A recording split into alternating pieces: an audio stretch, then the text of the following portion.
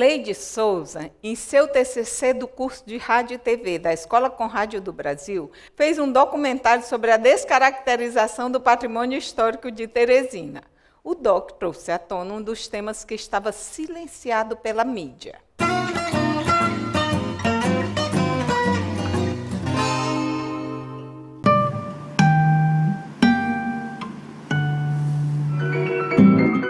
O patrimônio, quando a gente fala, ele pode ser material e imaterial. O material móvel e imóvel. E também tem o patrimônio natural. E tudo isso faz parte do conjunto do patrimônio cultural. O patrimônio cultural do centro de Teresina é formado da parte material móvel, dos imóveis, compostos em vários estilos, como estilo neoclássico, eclético, art déco, moderno e contemporâneo. Nós não temos estilos para trás. Por quê? Porque como Teresina é de 1852 para cá, a arquitetura que predominava estilisticamente era o neoclássico. E depois o ecletismo e o art déco, moderno, contemporâneo. Com o senador Teodoro Pacheco, no final da década de 60, eu cheguei naquela rua, que era antigamente chamada Rua Bela. Como até hoje não é mais bela porque está sendo descaracterizada. Alguns prédios, quando criança, que eu cheguei em torno ali em 1968, 69, ainda existia muitos prédios, pessoas que moravam ao longo daquela rua. O Teatro 4 de Setembro, na época, quando eu cheguei para morar lá, ainda era o Cine Teatro 4 de Setembro, onde eu várias vezes assisti filme de Tarzan, Toshinho. O que ficou, o que permaneceu desse primeiro momento de criação da capital é o planejamento urbano, que representa bem aquela mudança, esse urbanismo e alguns conjuntos, alguns elementos dessa arquitetura inicial.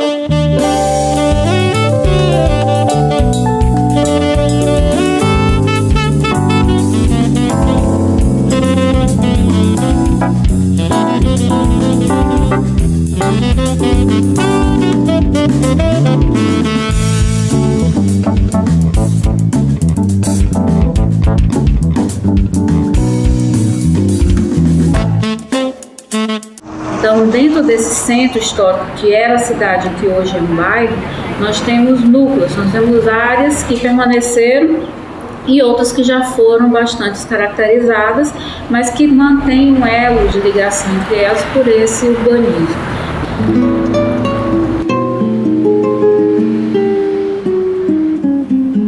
Inicialmente, é necessário a gente saber do que se constitui o Centro Histórico de Teresina. O Centro Histórico é um conjunto arquitetônico, urbanístico, formado de um traçado composto por ruas, quadras, praças, quarteirões, becos, esquinas. Tá? O centro de Teresina, ele é formado pelo perímetro que vai Avenida Maranhão, Joaquim Ribeiro, Miguel Rosa. Todo aquele miolo que está ali dentro, inserido, faz parte do centro. Ao todo, são aproximadamente 10 quarteirões e tabuleiro de xadrez, projetado no final do século XIX. Esse centro histórico de Teresina, ele é caracterizado também pelo uso comercial. Coincidentemente, ao mesmo tempo que ele é histórico, ele é comercial. E isso é um fato complicador para a sua preservação, porque ao longo dos anos ele foi sofrendo descaracterizações. Mas tem uma característica peculiar, a existência de muitas praças.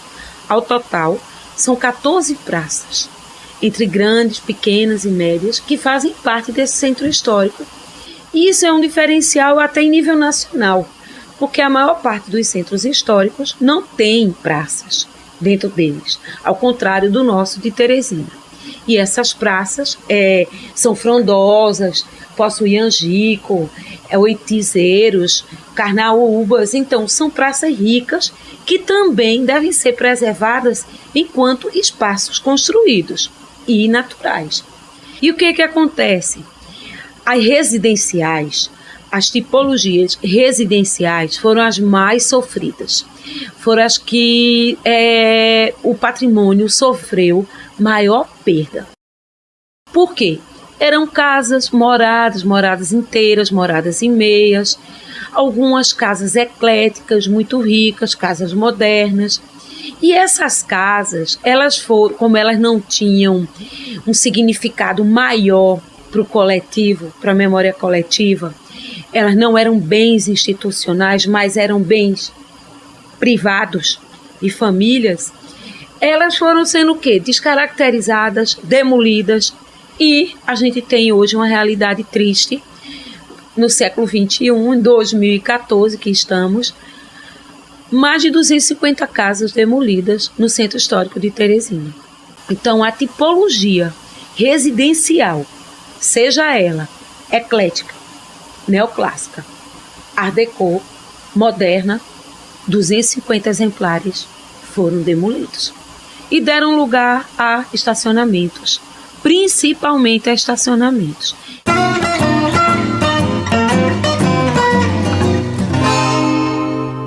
A ocupação deu resultados, que foi uma reunião ampliada com a vereadora Tereza Brito, e eu gostaria que você falasse dos desdobramentos dessa reunião lá. Certo. A gente conseguiu mover uma reunião aberta na Câmara Municipal, que foi encabeçada pela vereadora, né? E a gente levou o projeto de lei, que foi confeccionado, que a Cacá estava falando agora, cobrou a criação do Conselho Municipal, né? E foram feitos vários encaminhamentos, né? Que a maioria estavam já abrangidos pela lei, que a gente já acha que a efetividade da lei municipal, dessa lei municipal já garante muita coisa para a cidade. Então, foi mais uma reunião para realmente cobrar a efetivação da lei, a efetivação do Conselho Municipal e coisas referentes à casa especificamente. A gente conseguiu que aquela casa ela fosse reconstruída pelos proprietários, eles foram responsabilizados pelo edifício, a gente conseguiu que eles reconstruíssem a casa, o que também não garante que seja um restauro do patrimônio histórico, né, infelizmente, mas a casa, pelo menos, ela está garantida já pela prefeitura, isso foi uma garantia que a gente teve, mas outro encaminhamento que a gente deu foi que a casa ela fosse usada como um imóvel público, né? Então, aí a nossa ideia, inclusive, foi que ela fosse um edifício suporte para as pessoas que frequentam o polo de saúde, para que fosse um imóvel da prefeitura.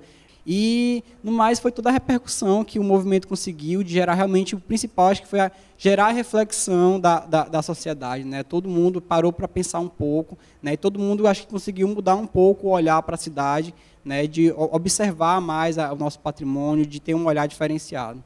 No caso do Estado, no caso da Prefeitura, do IFAM, como é que pode ajudar a viabilizar esse conselho, a manter acesa essa chama?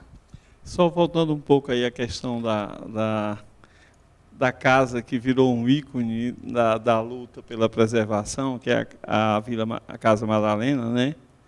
É o seguinte, a família foi notificada pela fundação, teve um prazo de 45 dias para apresentar um projeto de restauração, que será apreciado pela nova gerente do patrimônio lá e executado. A questão também foi para nível de PGR, Procuradoria Federal da República. Eu queria só falar, esclarecer, porque sempre é falado, município, estado e federal, existe essa parceria, mas, ao mesmo tempo, eu queria deixar bem claro que cada um tem uma esfera de poder. Então, nós temos a municipal, vamos pensar assim, que ela tem uma esfera, ela está mais embaixo, Estado e federal. Falo isso, porque, como a minha amiga Claudiana falou aqui, às vezes a gente tem um bem, mas até que ponto a gente vai poder intervir diretamente? Sim, a Constituição é clara, o Estado deve, sim, ser acionado e deve fazer alguma coisa. Mas, a priori, tem como município, através de inventário, legislação própria, até que ponto o Estado e o próprio IFAM e o Ministério Público têm que ser toda vez acionados para poder, de repente, responder por um não cumprimento de dever municipal. Eu acho que é um questionamento também, e é bom deixar isso bem claro. Eu queria também fazer só uma ressalva e também um agradecimento aos demais movimentos que, assim como o Viva Madalena, eu tenho que falar neles, porque eles também foram ponto de começo de tudo isso. A Ponte JK foi pelo Ocupa Arte, nós temos também o Salve Rainha, então temos outros movimentos, outros estudantes, outros tantos comunidades que estão também debatendo e trazendo à tona essa questão do patrimônio, não ficando só aguardando que o Estado, de uma forma geral, faça alguma coisa. Eu acho que os parabéns nesse momento são para essa nova leva que está vindo aí e trabalhando como movimento. Eu acho que é assim que vai dar certo. Então, eu quero agradecer a presença de vocês nessa conversa, Claudiana, Ayrton, Vitor, Caqui, Patrícia e Luan. E a gente vai ouvir mais uma música de Josué Costa e, no último bloco, nós vamos conhecer um pouquinho de sua história.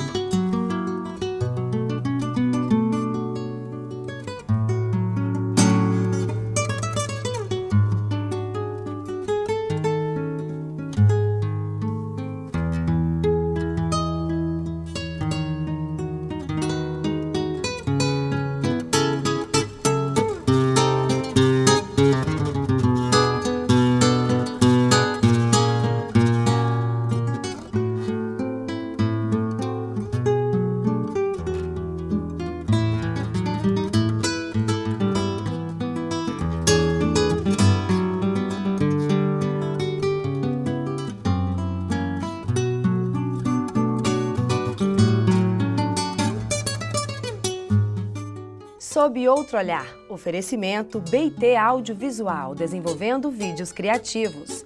Interáudio, o som que respeita o silêncio. New Way Cosméticos, essência natural. Prefeitura de Teresina. Prodarte, Programa de Desenvolvimento de Artesanato Piauiense.